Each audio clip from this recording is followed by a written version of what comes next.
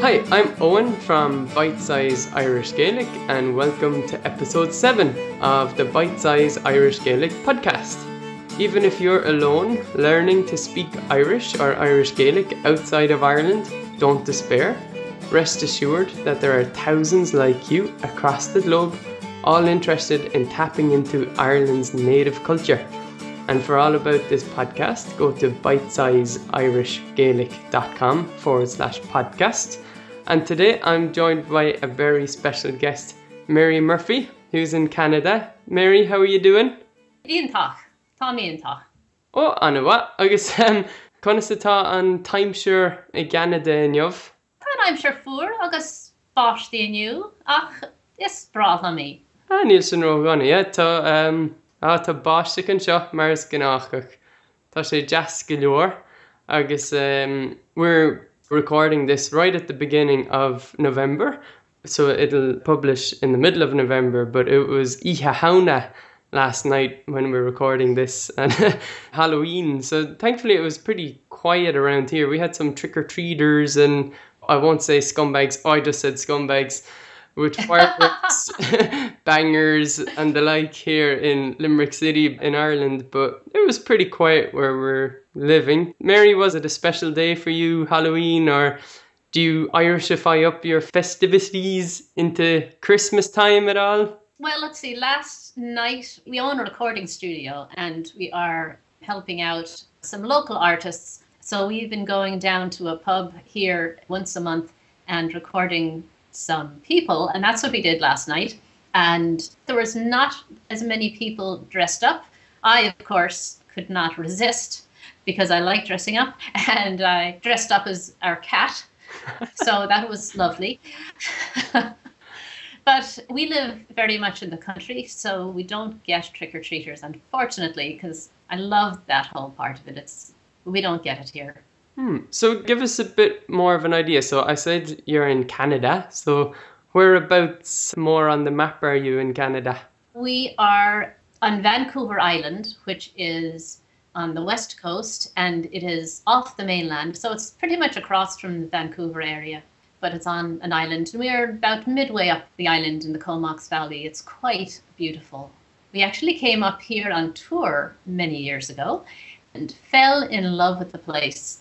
We are at that point living in California and deciding whether we were going to move here, possibly back home to Wexford, my home.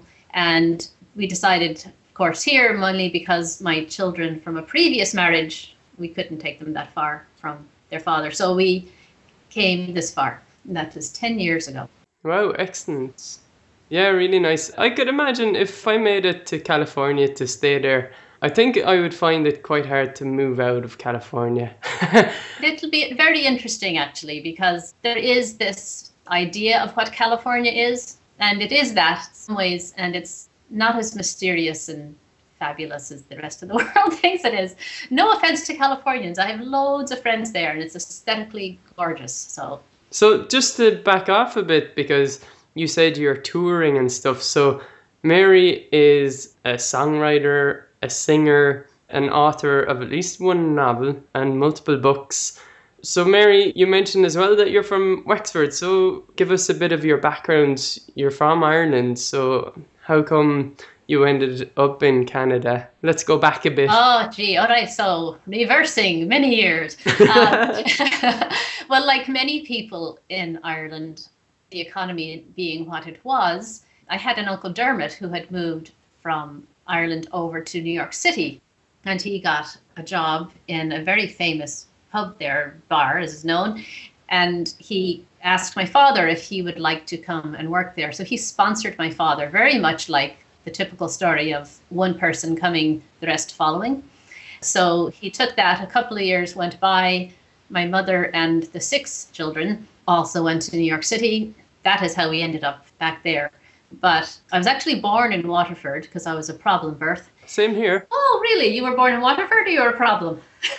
Yeah. Both. My grandmother was afraid that I would grow up in Waterford and pick up the local accent. That's funny. Well, I often say a problem birth, but really, I'm the youngest of 6. and my mother was going to have me at home. She went into labor. The midwife came and said, well, this child is backwards, upside down, which I tended to be doing the entire time I was in residence, shall we say. So they had to move her to Wexford because back then it was, if you were having a cesarean, you would need to be in a different hospital that had that procedure. So she was shipped off to Waterford. Eventually I did cooperate and turn around. So I was only in Waterford for 4 weeks. Yeah, that's good. Yeah, it was... No, I'm joking. It was Wexford town, actually, that we lived before we tailed it over. What's Wexford town like? It's not a huge town. It's kind of towards the east side of Ireland. What was life like growing up? It has certainly changed over the years, and I go home quite a lot. I was very little when we moved to New York, but as I say, I go home a lot, and especially in the last 15, 20 years, I've been going home every year for about 2 months, up to 2 months. I just love Wexford town. There's just history and very friendly people.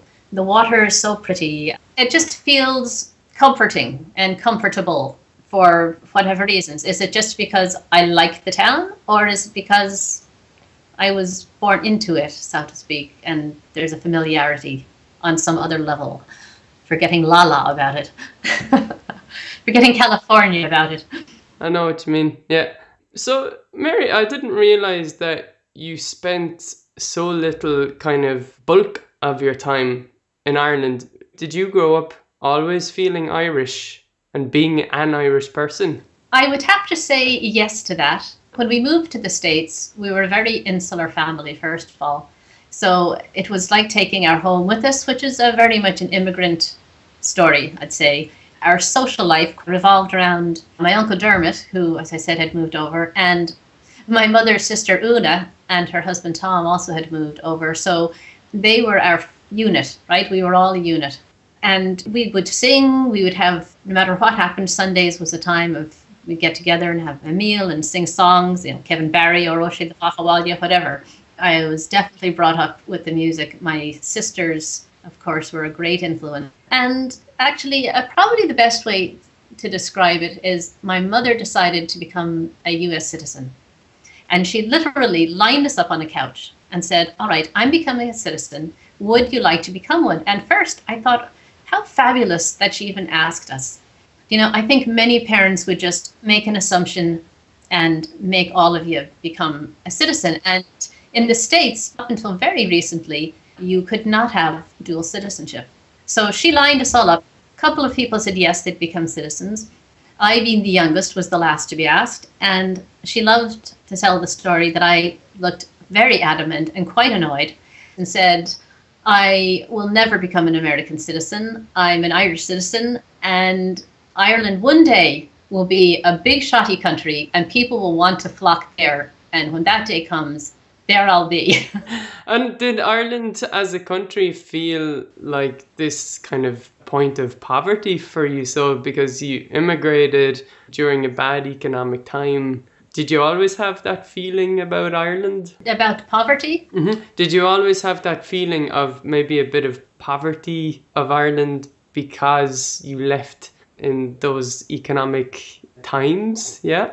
I would say the poverty that I felt was the poverty of not being there. So it was an internal poverty of not actually being there and having been taken out. Even as a youngster, I never felt estranged. I don't feel estranged. It just runs so thickly in my blood. I don't know how to describe it. And we were in New York, and the school that I was going to, I was very much made fun of for my accent and for my odd ways. I'm not North American. It's a very different way of being. I'm not saying it's good or it's bad. It's just different, right? And I'm still that way. I still don't relate to sometimes the North American way of going about life.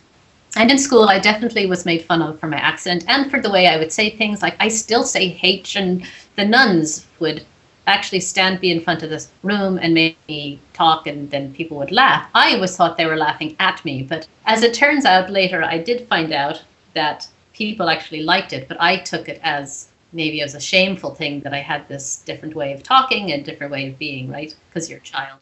And do you still get people kind of repeating what you've said and put on an Irish accent? Yeah, it doesn't bother me anymore because it's funny. It's jovial. It's never done out of anything more than jest. And I, like all Irish people, are the first ones to laugh at ourselves, right? So it's never been an issue. You know, I knew this Newfie, this guy from Newfoundland. Oh, yeah. We were studying together. He told me a story that when he came to Ireland first, he thought people were kind of messing with him because the way he was speaking was very particular for where he grew up. So everybody was like saying grand and stuff like that back at him. He was thinking, man, they're really just making fun of me. And it took him a little while of being in Ireland to figure out, you know, a lot of the mannerisms or the terms of speech that he had were of Irish origin. He definitely had the origins of an Irish accent. There was no doubt about that. Yeah. So I haven't been to Newfoundland, actually. It's looking like I'll be there next year. But do they not say things like grand? Yeah, he said they do use things like grand and asher. So he did say that growing up in Newfoundland. Oh, I see now. He thought they were making fun of him for what he was saying, but I got it now. Exactly, yeah. So I'm sure music is a big part of your life. So that comes from back in your childhood again, does it? Like singing, playing instruments? Absolutely. You know, every child in a family might have different memories of what was the main focus, we'll say, of their growing up. They had to pick a few things, like what do you really remember? For me, it was music and dancing. My father was a singer of great merit, and he was always in bands, always. And my sisters were taught to harmonize together from the nuns in Ireland, and so they were a huge influence. My brother Michael has always played the guitar and sung. And Ronan and Una have always appreciated music, but they weren't particularly embedded in the music language, shall we say. But I just can remember so often sitting on the floor, listening and watching, and then, of course, joining in. So yes, it's absolutely from the first that I can remember, it was highly important. And you've basically made a career out of it now, haven't you? I have. And once you make that commitment, because it is a commitment, there's really no going back. I mean, you could stop and you could take on another career. I mean, I'm speaking for myself, but from the other artists I've spoken to, be they painters, you know, writers, etc. Once you have really committed and chosen that path, it is near to impossible to reverse that.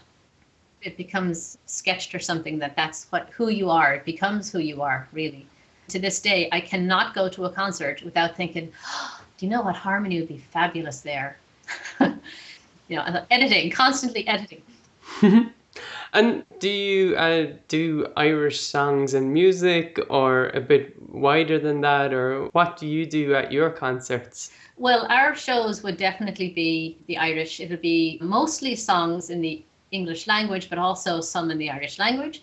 A couple, as you know very well, having been so kind and generous to help me with some of the language, has been translated, but mostly original material, some traditional tunes.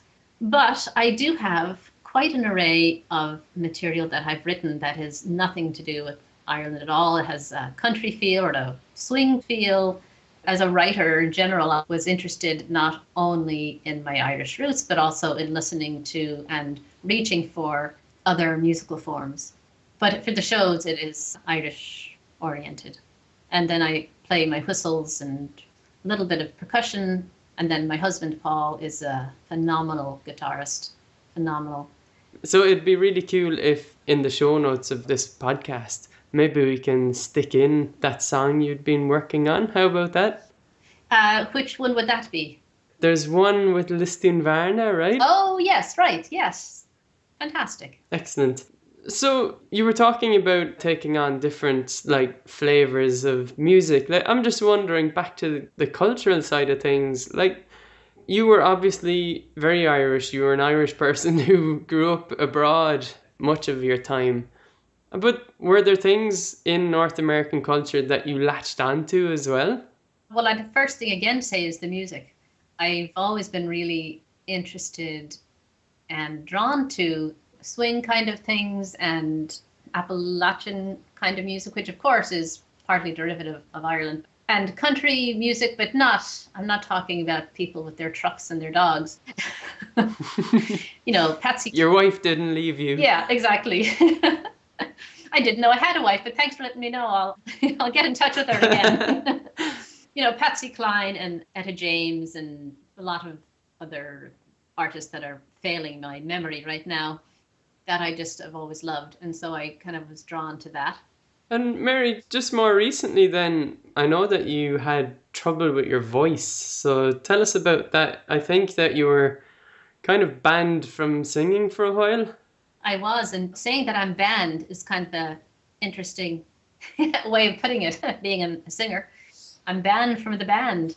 I had a very strange set of circumstances. I got some very strange virus in my larynx, and I got severe bronchitis.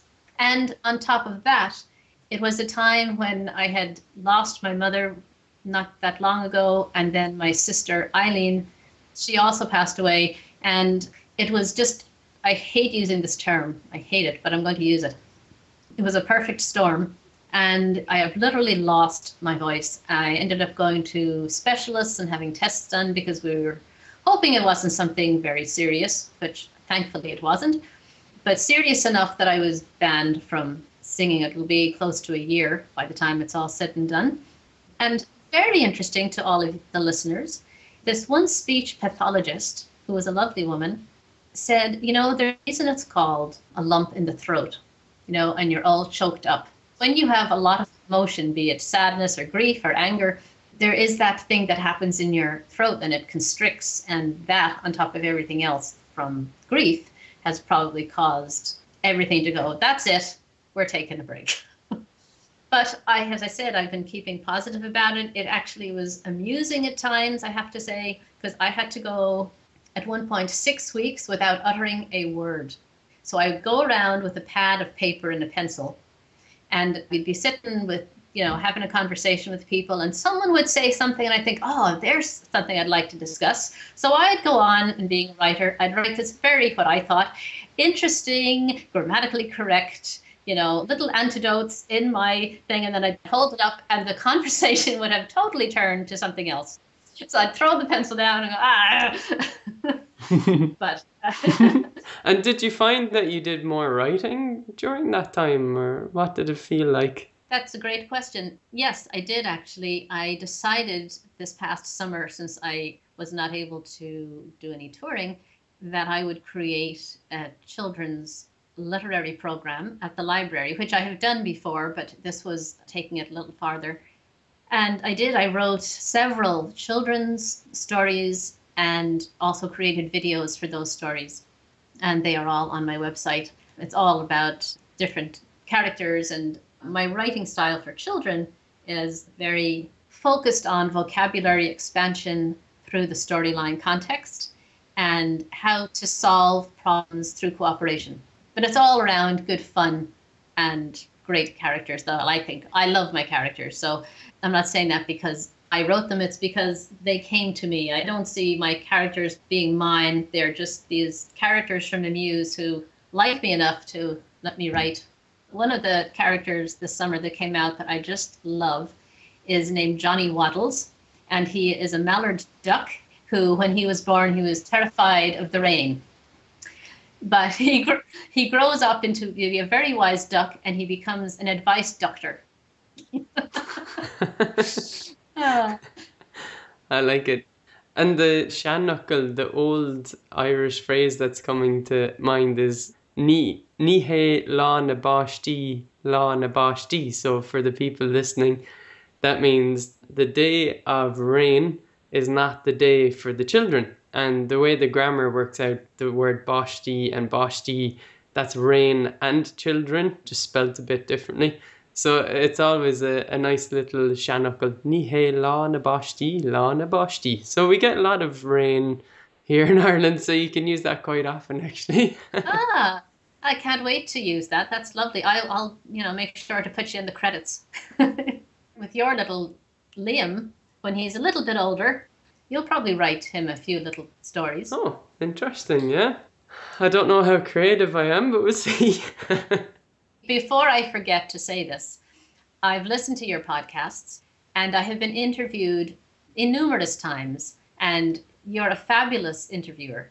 You pick interesting subjects, you go down paths that other interviewers don't go, and as an interviewee, it's quite lovely. Oh, well, that's really nice of you. Actually, because you say that, and that is good, because there was a couple of people who emailed in since the last episode, and I did want to mention them, so I would like to read out what they had written. So Renee Garvey Halm, as she wrote in from Las Vegas in Nevada, and Renee is trying out our secret launch of Bitesize Irish Gaelic Live, which is a live tutor service. And she was writing in and she was very nice to say, oh, I love the podcast. I can't wait for the new ones to come out. And then I tried to make myself save them for listening for while I wait for Erin and Moira, her daughters, during their Irish dance class Friday afternoons. And they also do Scottish and English dancing. So it was really nice to hear from Renee. And also Lizzie on Facebook wrote to us and said, I really enjoyed listening to this. It was very encouraging and friendly and useful. Gurv Mahagot Machara. So thanks, Lizzie. And Mary, you were very nice to write an iTunes review for us. So that's the best way people listening can help us. So was it that hard to go into iTunes and write a review? It's a bit clunky, isn't it? Not for normal people. As I said, me and computers, seriously, it is very sad. If I can do it, Owen, anyone can do it. So I highly encourage people to go on and write something, because it is very nice for you as the person who's putting all this time and energy into it to get that kind of feedback, and it'll bring this up in the ratings, I suppose is what you'd call them. Much agreed. And you can do that. You can go to iTunes. You can go to the iTunes store and make sure you're logged in with your Apple ID. And then you can search for Bitesize Irish Gaelic Podcast and click write a review there. All right, I'll jump away from things podcasty. And you wrote a novel back a couple of years ago, The Emerald Diaries, Secrets of an Irish Clan. And you were very nice and kind to send me a copy about a year ago, probably. So was that your first novel, and how come you ended up writing the book? Well, I need to start off by saying this to you. Probably in the next month and a half, I am going to send you a copy of it because it's getting transferred into an ebook. And the thing is, I have to say, the people who took that on as a publishing company, they're lovely people. I'm still in touch with him. He does all of my graphic design.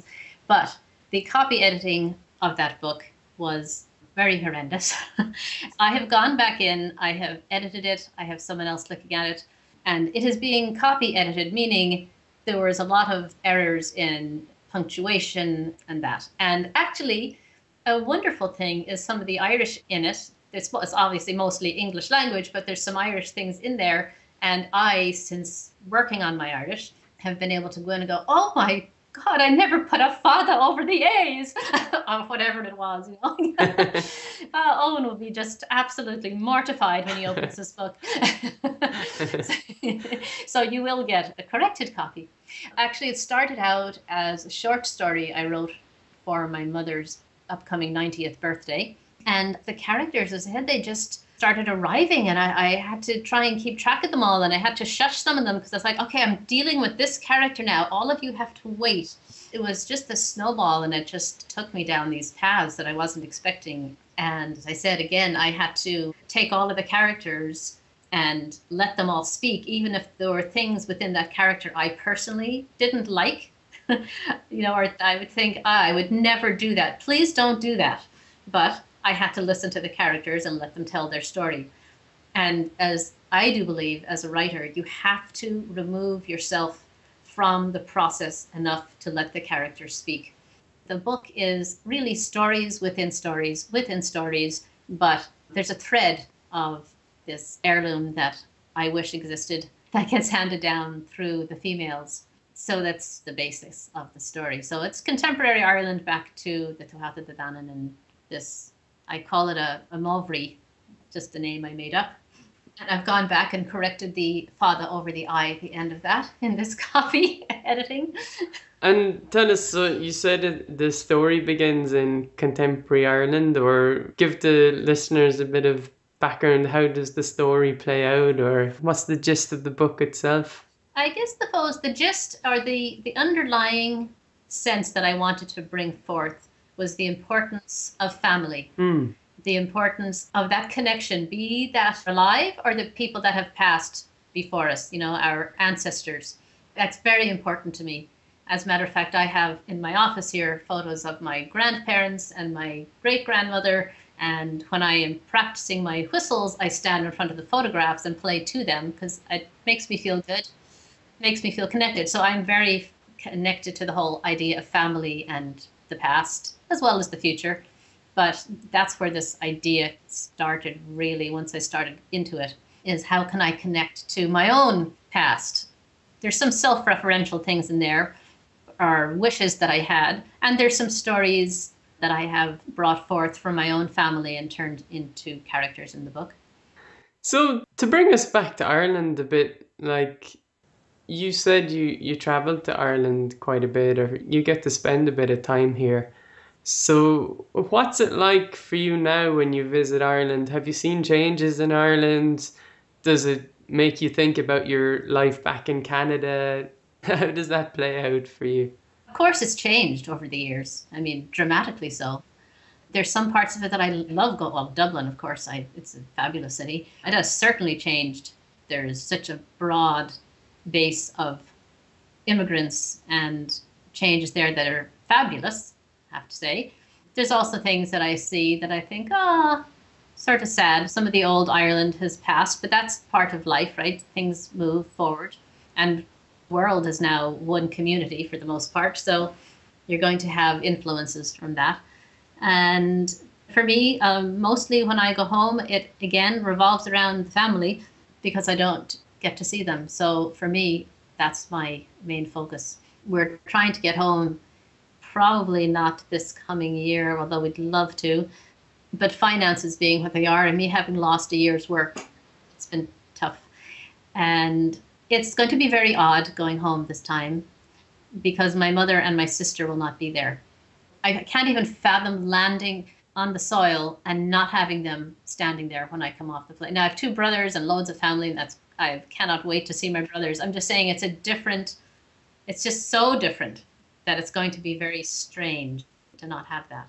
And your husband, he's not from Ireland, is he? No, he's actually a fifth generation Californian, although he's 6 foot and redhead.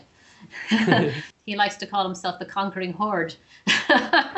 You know what? People who come off the plane and visit Ireland, I get the impression that they're more redhead than the redheads you'll find in Ireland. What do you think? Yeah, I don't know. I guess it depends. Paul he really looks like he should have a kilt, a sword, and a shield, and running, yelling something. It's sort of a joke because when we're on tour, people will say, "Oh, well, you're Irish, obviously. So, and yourself, Paul, what about you?" And he'll say, "Oh, I'm conquering horde." That's cool. You obviously make a good fighting couple going out there and taking on the crowds, doing your concerts when you can, when your voice is back. It's actually, when you were reading one of those emails you got, or remarks you got, and the woman who was picking up her daughters from dance, it did remind me of a question you asked me, which was about, when I lived in the States, was there anything that I started taking away? It's sort of related. It's not a North American dance, but when I was in my late teens and living with my mother in New York, I saw an advertisement. Now, I grew up Irish dancing too, right? So we did that. There was an advertisement for a belly dancing class. And I've been a belly dancer ever since. I mean, I have danced professionally and that. But the funny part to me is when a few years after, or actually a few months after I started taking belly dancing, my mother was talking to my Auntie Judy. She was asking about the family, and Mom said, "Oh yeah, and Mary's taken up belly dancing." And my Auntie Judy said, "Oh, Bridie, that's very funny. You mean ballet dancing?" And Mom said, no, belly dancing. She goes, no, Bridie, you're ridiculous. Mary's not belly dancing, she's ballet dancing. Excellent. And do you do a bit of Irish dancing still? Yes, I do, actually. I might pick up a leg at a show, but I have a little dance studio that I exercise in and belly dance and throw on some Irish music, and we'll do a little bit of that too. Yeah, that's my exercise. Cool, funky. Yeah. So, Mary, I think I've taken enough of your time, but I'm very glad that your voice is obviously strong enough for a good old chat. And I'm glad to hear you're well on the mend, isn't that right? Like, you can sing now, can't you? Yes, I am singing every day now, just to strengthen the whole area up again. So I will say, Gur machagat Eoin a bhí sé an jazz. Fisha Anias Mary Gurmila Mahagutsa. Thank you very much. It was very nice to have Mary Murphy on the podcast. And you can get everything to do with Mary at marymurphy.ca. That's for Canada. So Mary, once again, thanks a lot. And thank you, Slongafoil. Yeah, and we'll just finish up to say if you want to leave a comment for Mary, and I'm sure she'll get back to you, you can come to bitesizeirishgaelic.com/podcast, and you just need to find episode 7 and leave a comment on that blog post.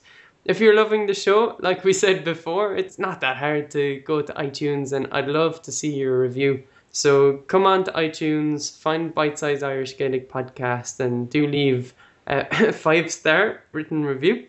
I will absolutely reply if people would like to write. I love doing that for people. I love replying to people's comments. Oh, excellent. So bitesizeirishgaelic.com/podcast and episode 7. You have to write your comment there, and Mary will get back to you there. So you can send me your own more general listener questions as well if you want, or some feedback, and it's the email address podcast@bitesizeirishgaelic.com. And finally, thanks to Tsukumo from Japan for their music, which you hear on this episode under a Creative Commons license. And until next episode, Slán go fóill. Bye for now.